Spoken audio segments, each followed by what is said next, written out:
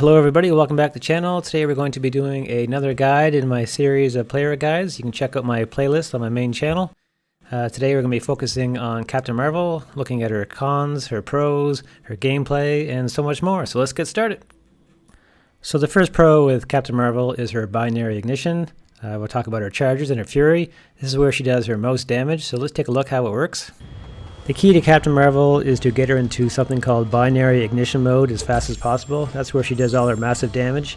When she's not in the mode like she is right now, she does not hit very hard. Now to actually get into the binary ignition mode, you have to build up your charges. Now there's a few ways you can do that. One, when the opponent hits your block, either by physical or energy attacks, you get one charge per hit. The second thing is, if you do a well-timed block or parry, like you see right there, you actually get 2 charges. And if you use your SP1, as you see right here, you actually get another 3 charges. And finally, to get energy charges, you can use your SP3, your special 3. When this is complete, you'll get actually 10 extra charges, which is very nice. Now things are a little differently when you're actually in binary ignition mode, and we'll explain that a little later. So how do you actually start binary ignition mode? Well, first off, you have to have at least 10 charges. Now there's 3 methods that you can actually go into the mode. The first one is you can dash back and hold block for 1.2 seconds. That will initiate the mode. The second one is if the opponent strikes you and knocks you down, that will automatically start binary ignition mode and also clear any debuffs that are happening to be on you. So it's kind of a mini protection, I guess you could say. And the third is if you get to 25 charges, it automatically starts.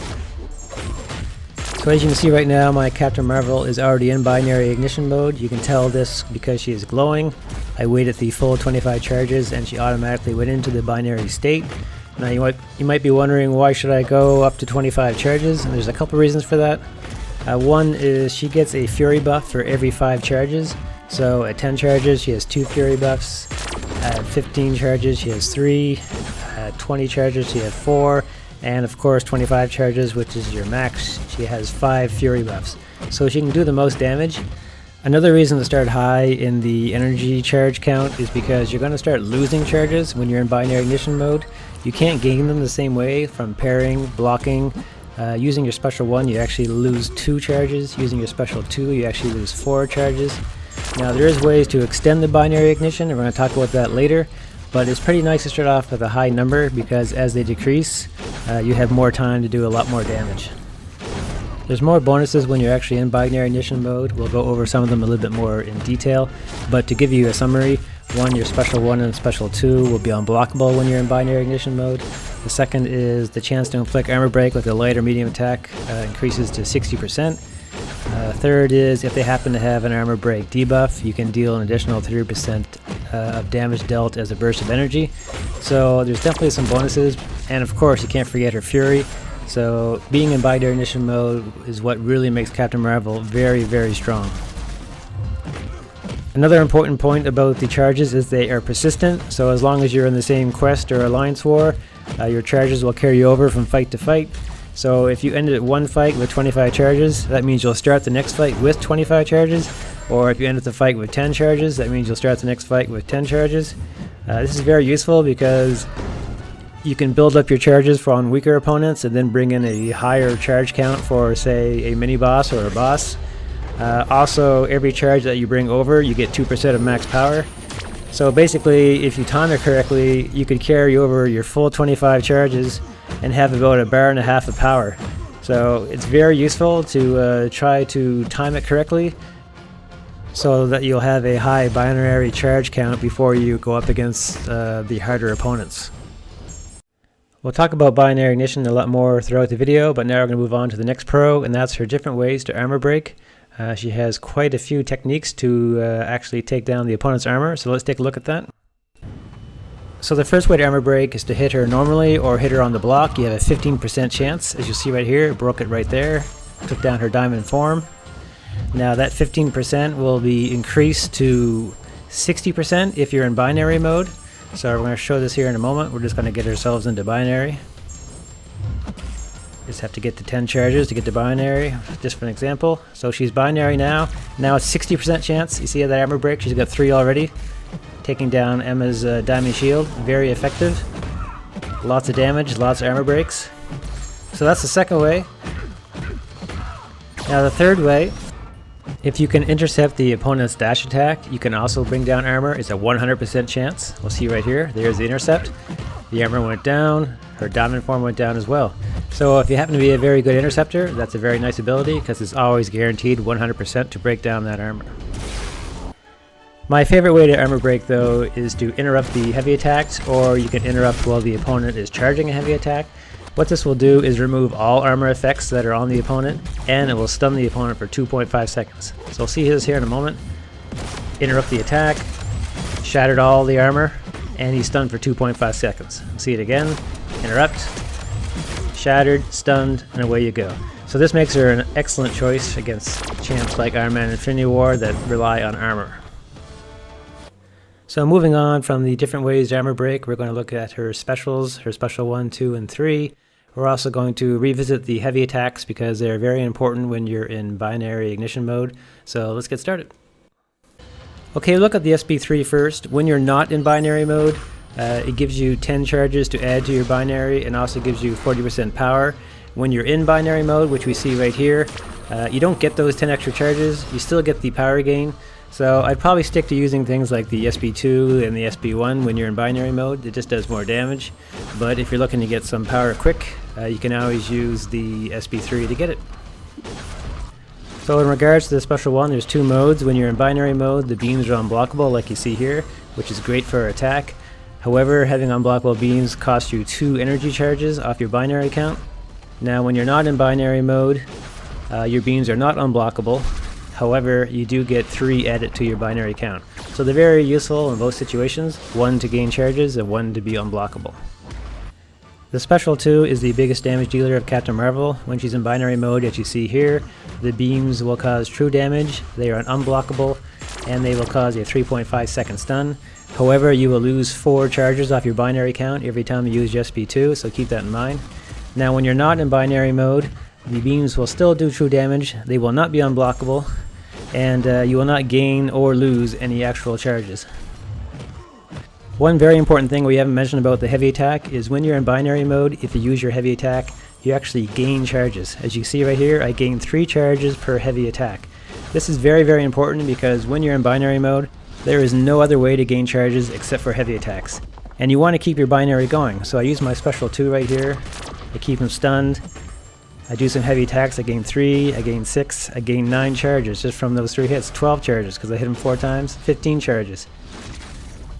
So it's very important to keep that binary count up as much as possible because you want to keep your Furies up where she does the amazing damage. And another thing is her heavy attack can do pretty good damage at times. I've seen it do 10,000, there's a 9,000 right there. I've seen it do 13,000, 14,000 as an R4. As an R5 I presume she'd even do more. So yes, a very, very important tip that when you're in binary mode, try to heavy as much as possible to keep that count up. Now moving on from her specials unblockable and heavy attacks, we have her awaken ability. Her signature ability is called binary durability. Now there's 2 things that have to happen before you can actually use this ability. One, you have to be in binary ignition mode, and when you start that binary ignition mode, you have to have at least 20 charges. Now when these 2 things are met, you will gain an indestructible buff for up to 12 seconds. When I say up to 12 seconds, that means a character with max signature would have 12 seconds. The ability can be activated again after a 40-second cooldown. That's once again for a max signature character.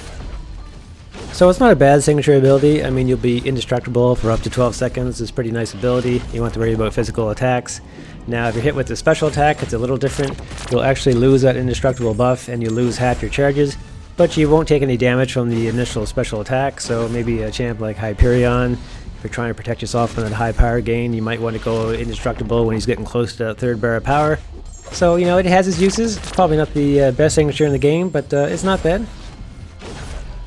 So now that you know about awaken abilities, that you need to be awakened to be a good character, and I would say no. I think she's a very strong player unduped. You still have your Fury, you still have your Unblockable, you still have your good damage, your Immunities. She's a very, very powerful character, and to be honest, the awaken ability, which is nice, it gives you some protection if you get knocked down, or if you're going into binary mode, you want to be a little bit more aggressive. You know, it's pretty cool to be indestructible, but I don't really use it a lot. I don't really notice it a lot, and if I only had one awakening gem, I probably would not use it on Captain Marvel. I had a couple extra, so I happened to use mine. But if I was only one, I probably would save it for someone else, because she's still really, really good without it, and I just wait for the natural awakening. Okay, moving on, we will get to synergies in a moment. We'll just quickly talk about the immunities. Like many cosmic champs, she is immune to poison, so you don't have to worry about poison nodes. Don't have to worry about opponents that cause poison. And if you happen to be running suicides, you will take no damage from the liquid courage poison damage that you take from having that mastery. Now, I'm a little bit up in the air about suicides for Captain Marvel, just because I like to use her special 2 so much, and you lose that 5% damage. But some people really like suicides, and she's a pretty good champ for it, since she's already half immune to the damage, and she has some pretty sweet damage with her special 2. So we'll talk about her synergies a bit. She has some very nice ones. The first one she has is with Rogue. When entering binary ignition mode, become unstoppable for 4 seconds.